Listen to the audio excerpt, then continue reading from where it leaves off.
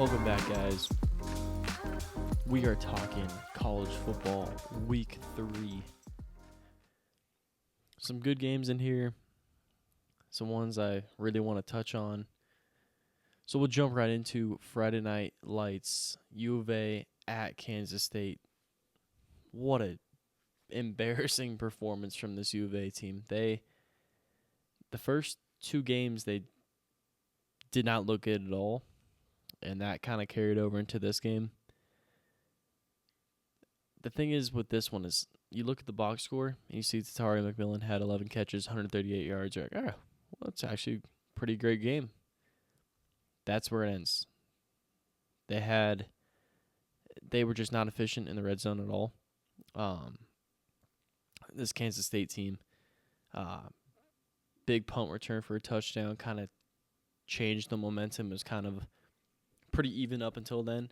But yeah, U of A just got carried away into long down and distance and didn't really put them in a good position to go on the road and beat a team like this, because this Kansas State team is not the best, but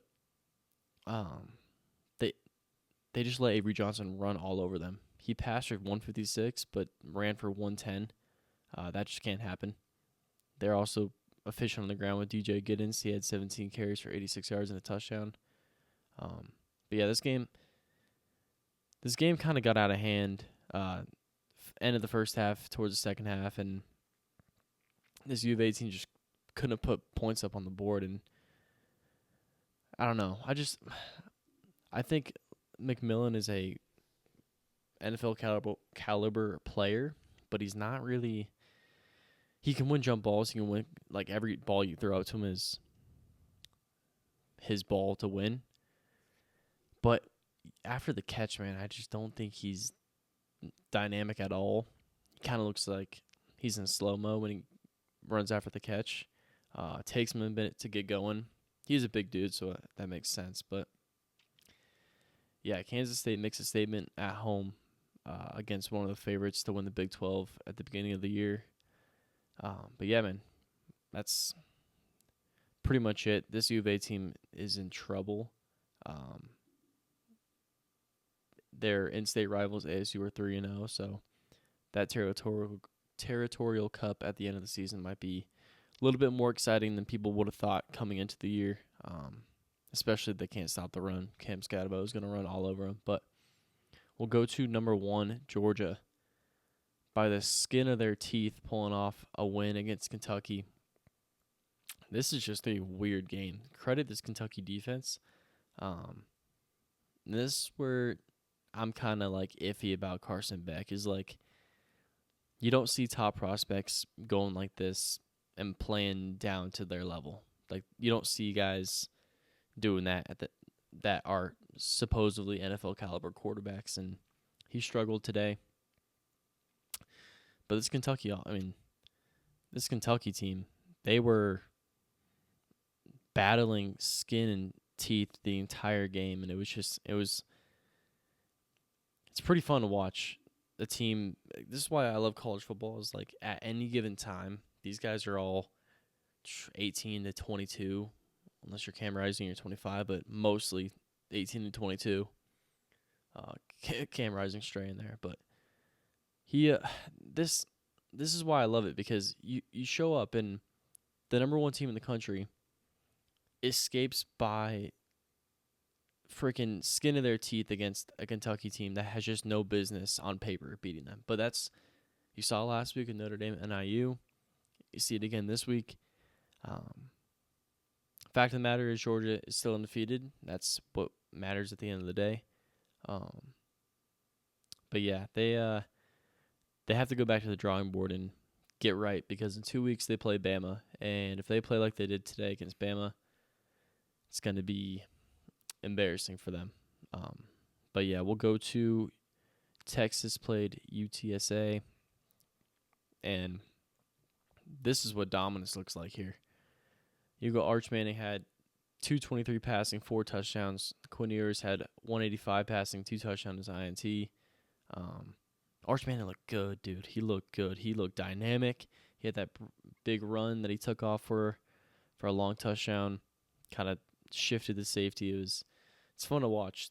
This Texas team is going to be good for a while because of the quarterback play. And hey, if Quinn Ewers ever struggles in a game, man, they're in good shape with Arch. He doesn't have the experience yet, but man, he's an interesting guy to go forward. A Manning that can pass, or the Manning that can run, is just a dangerous thing that the whole country does not want to see. But they actually moved to number 1 after that win, and Bama struggling against, or Georgia struggling against Kentucky. But we'll go to Bama now. Jalen Milroe just looks like just a dog. Him and this Cam Ward kid on Miami are just very impressive, and because Jalen Milroe, his entire knock on him is like he can't pass. He's a runner, kind of like he drew Lamar comparisons, but just a more physical runner in that aspect. But he threw for 196 yards, 3 touchdowns, and then ran for 75 and 2 touchdowns. That's just ridiculous. Ryan Williams, 17-year-old kid, keeps making freaking plays for him. Had a long touchdown again today.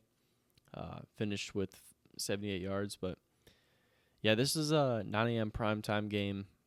Primetime for college is that first kickoff game. And Bama kind of went in there to Madison and made a statement like, hey, I don't care if it's a Big Ten defense. I don't care what you guys got to say. Kellen DeBoer has got these dudes locked in. And they look good, man. I won't lie. They look good.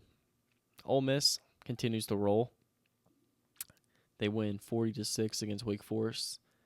I didn't watch that game, but I just watched the highlights. And what do you expect from Ole Miss in a chaotic college football scene right now? Ole Miss has been very consistent in terms of just getting the results that you expect against these teams. Henry Parrish had a day, 133 yards and 2 touchdowns. Jackson Dart threw for 377, 2 touchdowns and a pick. But yeah, this Ole Miss team they're fun to watch. We'll go to my upset of the week, which I was sadly incorrect about because I do like Boston College, but they went on the road and played in Mizzou. And I thought Boston College had him, to be honest. I thought in the first half, they were trailing at half, and I was like, man, they got him right there. Castellanos had a hell of a game. He had that weird fumble that he threw for a touchdown off of. But then this Mizzou team kind of shined through and showed them why. They're not no joke, and they kind of shocked me because up until then I haven't been really impressed by Brady Cook, but that dude can move. He had that touchdown run, which I was like, damn, it's pretty athletic for quarterback. But he finished for 264 and a touchdown. Luther Burden finally got involved. He's been pretty quiet all year, in my opinion.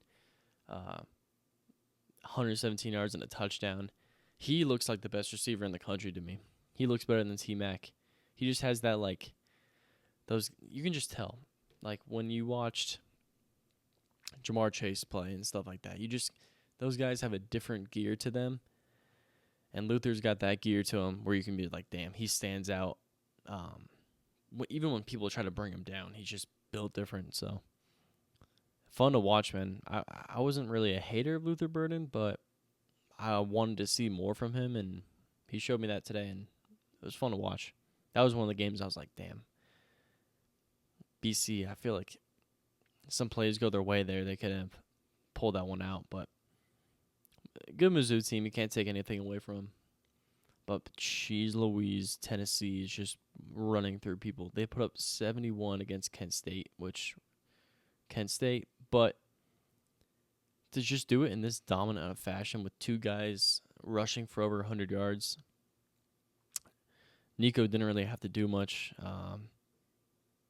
Yeah, it was just a massacre, to be honest. Nothing really more to say about that game. Nico looks good, though. I can't wait for next week's games we'll talk about at the end of the video. But Oregon finally got it right. Fuck, man. They looked like dog ass the first 2 weeks, and it's a rivalry game, but you can't really. Hold on, I gotta take a drink.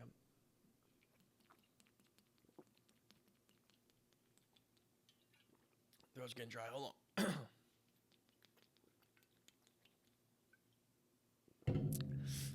on. Back to Oregon. Sorry about that. Back to Oregon. This Oregon team just looked horrible, and they make a statement going into OSU like this, and kind of just putting it on them. It's a rivalry game. It's always going to be tough. So to kind of handily beat your rival like that is at least more promising than what they've shown. Jordan James had a good day. Dylan Gabriel had 64 yards on the ground and a touchdown. Threw for 291, 2 touchdowns. He's incredibly, his passer rating has got to be through the roof. More air yards today, average 12 completion. Tej Johnson at 110 yards. That's more like it, Oregon. Maybe they just had a slow start trying to get the offense right with Dylan Gabriel, but that's what you like to see from a team where they were having Big Ten. They could win the Big Ten. That's more like it. That is more like it. You go Cam Ward now. This dude is a maniac. He's the Heisman frontrunner. I don't know if he's actually the frontrunner, but for me, he is.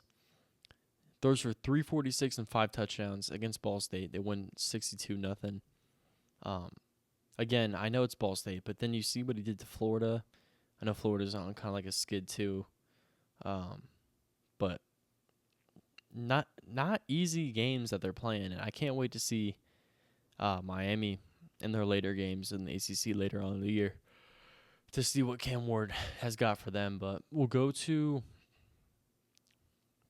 Utah now, and I didn't really watch this game. Utah was struggle. I was checking the scores. Obviously, everyone pulls out their ESPN app because it can only have so many games on, and I saw Utah like down or not down, but tied or like one score lead against Utah State, and I was like, "Geez, do they really miss Cam Rising that much?" But they pull away at the end. They win 38-21. But this game was close for a while. Didn't watch it. Isaac Wilson, their backup quarterback, finished with 239, 3 touchdowns and a pick. Michael Bernard finished with 123 yards on the ground, touchdown. It's not bad for Utah. They go to 3-0. It can't really be too mad about that. But I'm curious to see what they look like against Comp. And didn't they get a bye, or U of A it's a bye week next week and then goes to Utah. So that should be an interesting game. I think Utah gets it done because I'm not a huge U of A guy anymore. But yeah, we'll go to Oklahoma State. They went up in the rankings to 13. They handled Tulsa 45-10. Bowman threw for 396 and 5 touchdowns and a pick. Ollie Gordon was mostly held in check. But yeah, I don't know. He actually had a very quiet game, but this Tulsa team just not great. This is actually one of Bowman's more stat padded games with how much he threw for and 5 touchdowns, but it's Tulsa. You'd expect them to do that. You get Oklahoma now against Tulane. They beat them 34-19. Jackson Arnold threw for 169, a touchdown and a pick. He also ran for 97 yards and 2 touchdowns, which pretty impressive. But yeah, this Oklahoma team has a tough test next week, and I think they get kind of put in their place a bit because Tulane's not a bad team. They took Kansas State down to the wire last week, but Oklahoma should be doing better than this. I just want them to use Deion Burks more. He had 7 catches for 80 yards, but he's so dynamic. He just has to get the ball in his hands more. But yeah, we'll talk more about the predictions. I'm gonna focus more on the predictions as we go along for these videos from now on, because I want to look ahead more. Because everyone can just watch the highlights real quick, but it's kind of brief overview of this LSU South Carolina game. This game was on the big TV, and This was a freaking battle. It was electric. There were just massive swings back and forth throughout this entire game. Man, that freaking Lenore Sellers touchdown where he took it to the crib on that QB keeper was sick. And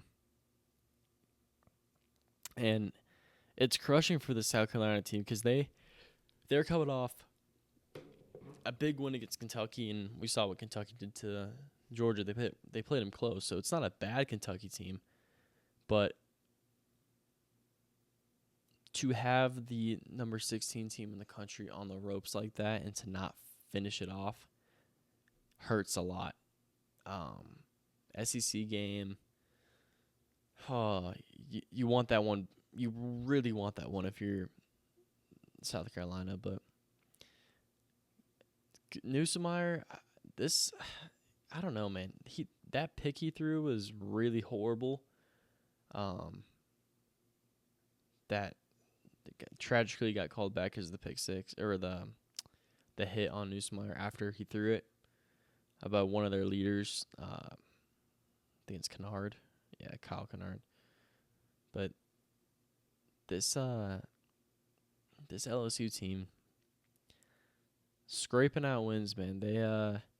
They lose to a good USC team, and I know the South Carolina team is good, but they get a big win. Can't take anything away from them. If you're South Carolina, you want that game back. Yeah, they get it done 36-33. We'll go to Michigan now.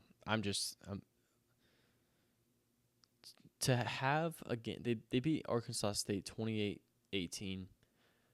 Arkansas State should not even be in the vicinity of Michigan in terms of funding, players, just history.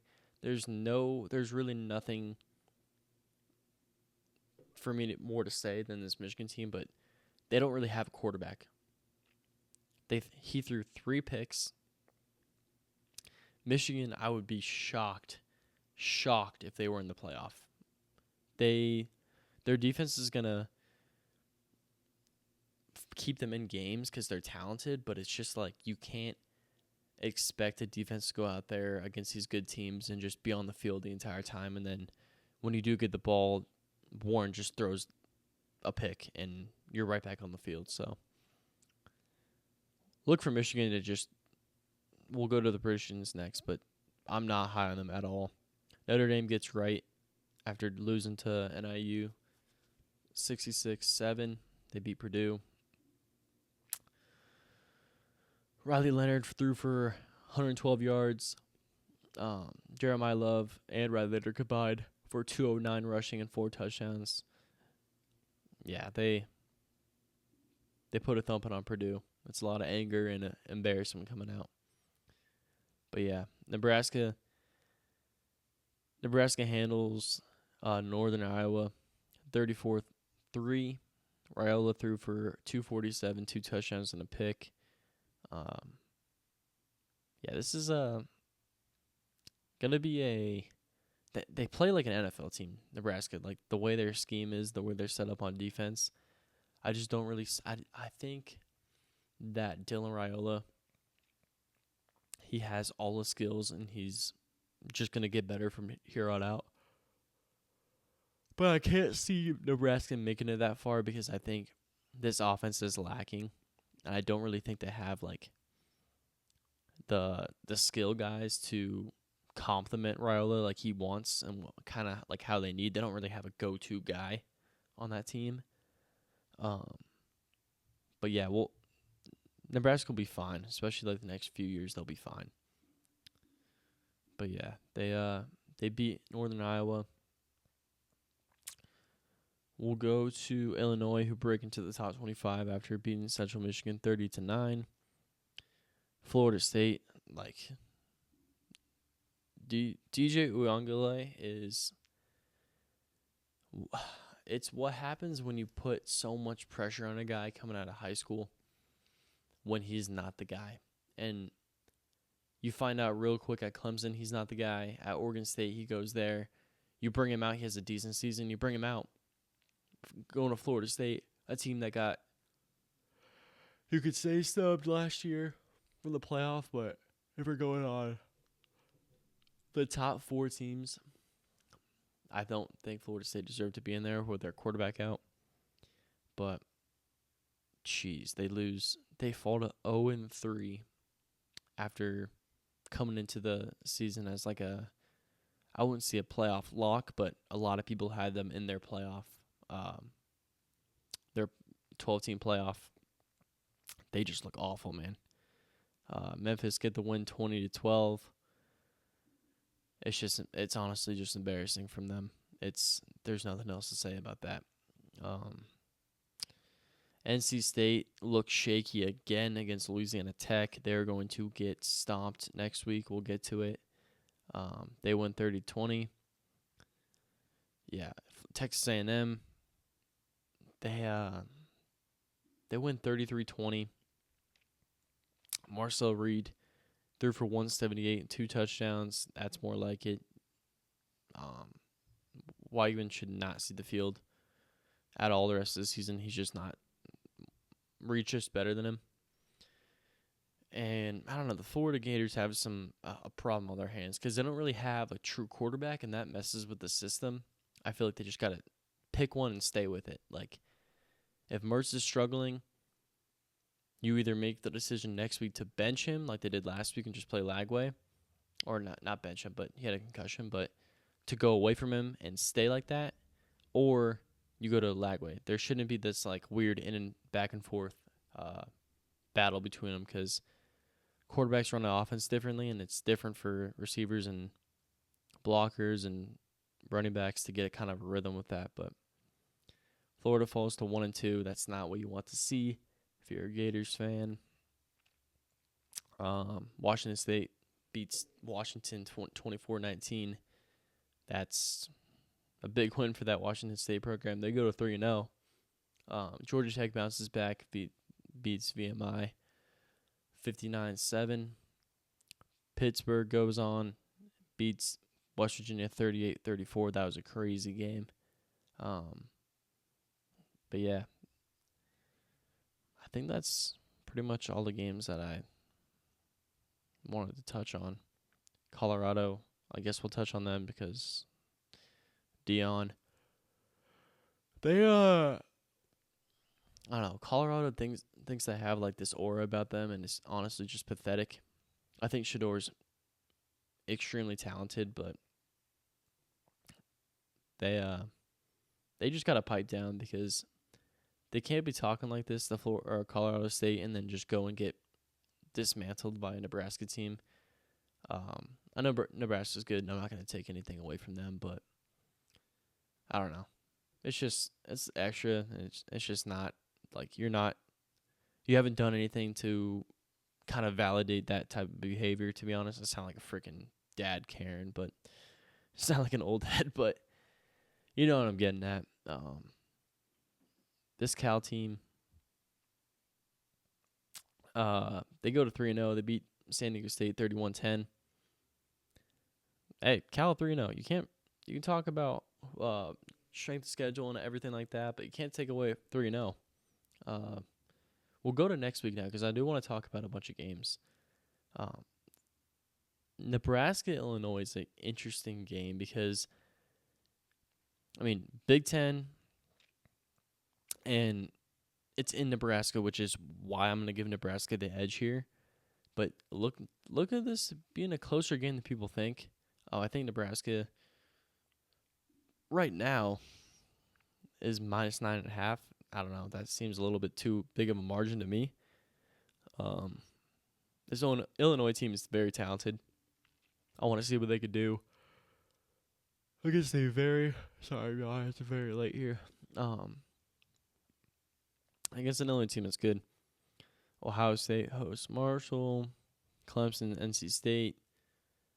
There's a reason Clemson's -20.5.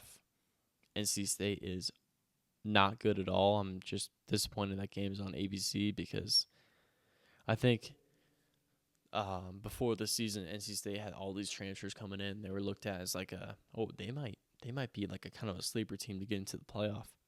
No, they're not. and they're going into Clemson. That's just a tough place to play in Death Valley. Clemson gets it done. Mississippi State, Florida. Florida's minus 5.5 here. I wouldn't be surprised if Mississippi State beats them. Hold on.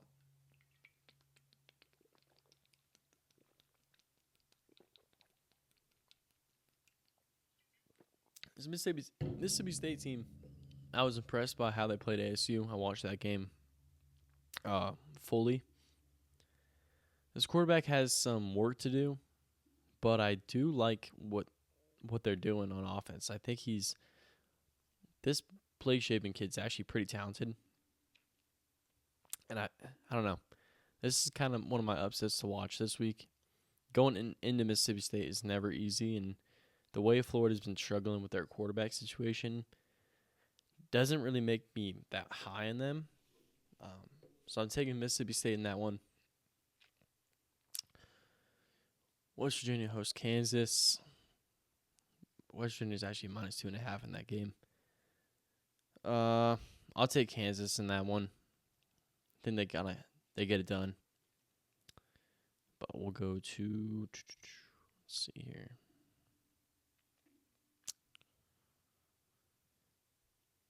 We'll go to Michigan, USC.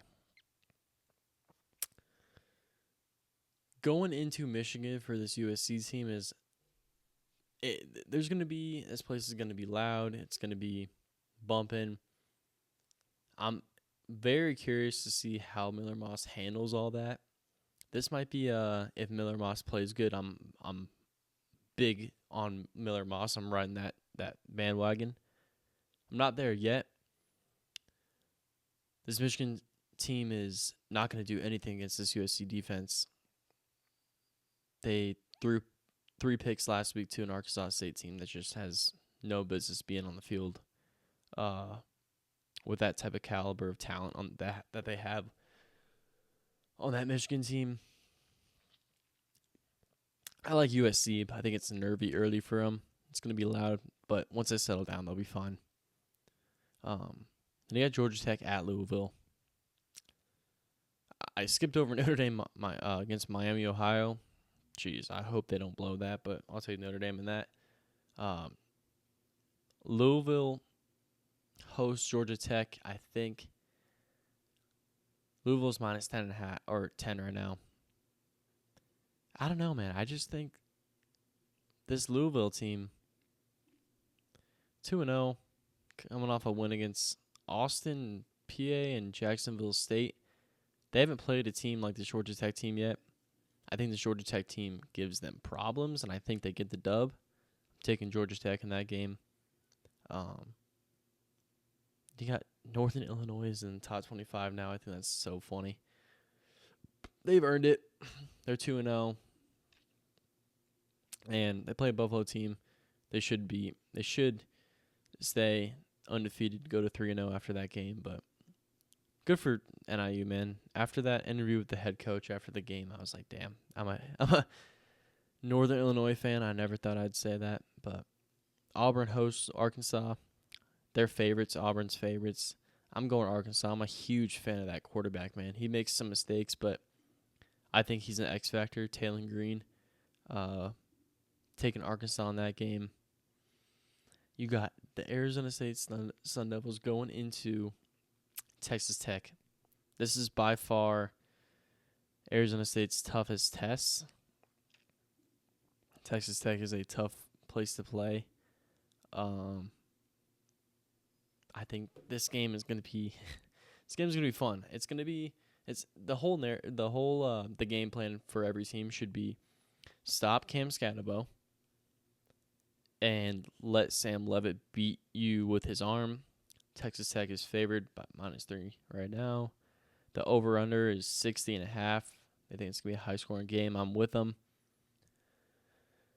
Give me Arizona State, man, to go to 4-0. I think if Sam Levitt can reel it in on some of these passing attempts and connect, because I think his mechanics kind of just get lackadaisical sometimes. He kind of just airs the ball out, and kind of just lets throws get away from him. When I think he's actually got a very talented arm. It's just that accuracy concern. But I like Cam Scatabo. I like them to go into Texas and beat them. Beat the Red Raiders. I got Arizona State winning. It's gonna be a high scoring game, but I like them winning that. Then you got Oklahoma State, Utah. This is an interesting game because I don't think either of these teams are potential like they're ranked 14 and 12. I think there are teams behind them that are much better than them. I think Oklahoma is better than Oklahoma State, but this is a game to watch. I want to look up Cam Rising's status before I get back and make a prediction before this. Sorry, I'm not up to date with Cam Rising's. Will keep me play.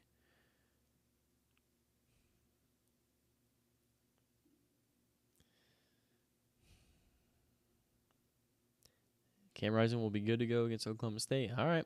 That makes my pick easy, I think. I think this Utah team is very centered around what Cam Rising does and how he commands the offense. I'm going to take Utah to go into Oklahoma State. That place is going to be rowdy.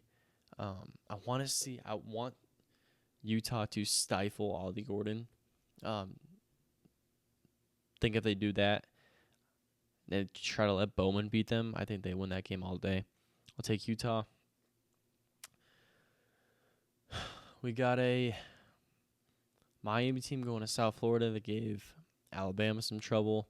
I don't think Miami has trouble with them. Then the game is actually closer than people expect, but I'm gonna take Miami to win. Don't be like shocked if that game is like 34-30. Miami squeaks it out because weird type of games, especially going into South Florida like that. But moving on to Florida State hosting Cal. Florida State is somehow favored in this game. Fuck that, dude. I'm going Cal. Give me the Bears. They're 3-0. They're coming off some not some big wins, but they're 3-0, man. Give some love to the Bears. There's really no reason why Florida State should ever be favored in a game, from what they've shown. But yeah, I'll take the Cal Bears. Then we'll go to, I think the matchup of the week is Oklahoma, Tennessee. Oklahoma's defense is going to have to step up to stop this Tennessee team. I'm a huge Sampson guy. Dylan Sampson is one of the more impressive running backs I've seen this year. I just think he moves differently than what I've seen. Him and Ashton Genty from Boise State, I think just they move different. Big Tennessee fan. I think they go into Oklahoma and upset them. Sorry, I shouldn't say upset. Upset Oklahoma fans. But yeah, that's the game of the week. I'm picking Tennessee. I like them to make some noise this year, dude. When this gets down to the nitty-gritty, man, I want to see Tennessee, Bama. I want to see Tennessee, Georgia. I want to see how they stack up against those teams, but that's for a later date. We'll go to Boston College. Looks to bounce back against Michigan State. They're 6.5-point favorites. I like them to bounce back. I'm not a huge fan of Aiden Childs at all at quarterback. I think he's very mid at best. But yeah, I like Michigan State's 3-0. I like Boston College to get it done. Then you got Colorado hosting Baylor. Oh, this Colorado team is just something else, dude. Baylor's coming off. They're 2-1. They're coming off. I'm trying to pull up their schedule real quick. They're coming off a loss to Utah 23-12 and then beating Air Force 31-3. So they're not like That Utah game was when Cam Rising went down too. So should be a decent game. I like Colorado to win in like kind of like a shootout, probably like 38-30, because we know Colorado's not stopping anybody. But yeah, this another game I want to highlight is this Kansas State BYU game.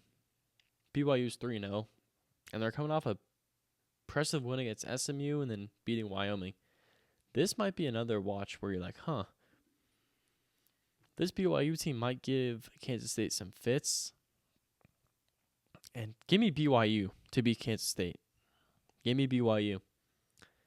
But yeah, man, I think that wraps up. It's kind of I'm trying to make these recaps shorter so it's much easier to digest than like an hour and 20 minutes. But yeah, my analysis wasn't as deep as the past couple of weeks because I had the UFC fights were on, and that video will be out around the same time as this one. Or it should already be out by then. But yeah, round 4, I turned off the football and was locked into UFC. So we'll get back to the usual more in-depth analysis from these games. But yeah, man, stay tuned for my week 2 NFL recap with Randy. That should be coming out around the same time as this, maybe right after. And appreciate you guys listening. Be sure to check out the Instagram and TikTok at Let's Talk Ball _podcast. Check that out. Give it a follow. And yeah, man, I just appreciate you guys listening. I'm excited as we go on later in the season with more conference play. I think these matchups get better. But yeah, stay tuned for the next stuff with Randy tomorrow. And yeah, we'll talk to you guys soon. Bye.